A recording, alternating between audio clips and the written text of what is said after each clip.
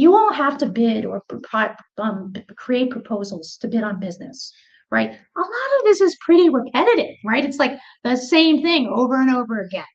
Have you done this? Do you have experience here? Well, the reality is you all probably have, if you've done bids and proposals, you have a ton of what Stephen calls data. You have bids and proposals you've done over the last 5-10 years. And again, you have a lot of information about how you've answered those bids and proposals. So why are you starting from scratch? Or why are you having to put so much work into every bid and proposal from then on? Right now with AI, you can actually take a lot of the data that you have or the past bids and proposals and get a head start on a bid or a proposal and answer it in using answers that already served you in the past, right? Or analyze bids and proposals. Which are the ones you won? Which are the ones you are most profitable? Because we all know not all business you win is good business, right? Not all of it is profitable for you. So the questions, you already have a lot of the data. You have information about what you bid on, what your proposal was, how you did on that project.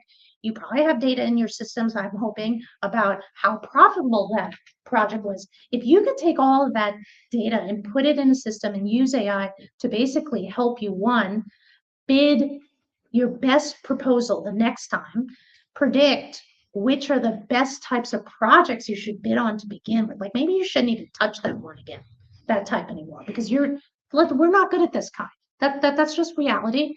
Save yourself a lot of time. So bids and proposals is a great way to leverage the data you already have in your systems and save yourself time in either answering the proposals or frankly, staying away from the ones that are not going to be good for your business. Another one that I love, and I use this one all the time, is how many of you have to do a lot of like legal contracts, either contract, like independent contractor contract? Okay, there's a couple of you. So again, this is another one. People are redlining them. They're sending the documents back and forth. Everyone's, I mean, it's a chore, right? So again, this is a great way.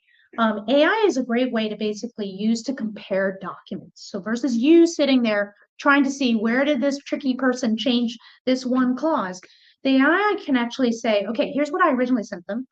Here's what they changed. And if they haven't redlined it and they just changed it, like how do these two compare? So that way you can easily go, yeah, I agree with that. Or no, wait a minute, you're trying to slip one in here. So again, seems like a pretty simple thing. Gosh, Diane, this is going to save me a lot of time.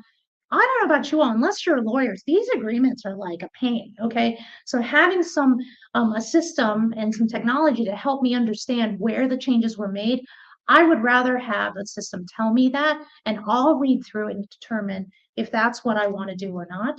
But it's a lot better than having me read these documents. And so this is another great example, again, that you can start pretty simply using some of the AI tools that are out there now, comparing documents, particularly legal ones are the example I use, because those are the ones that frustrate me, but really any document, honestly, and comparing the two to see what the differences are.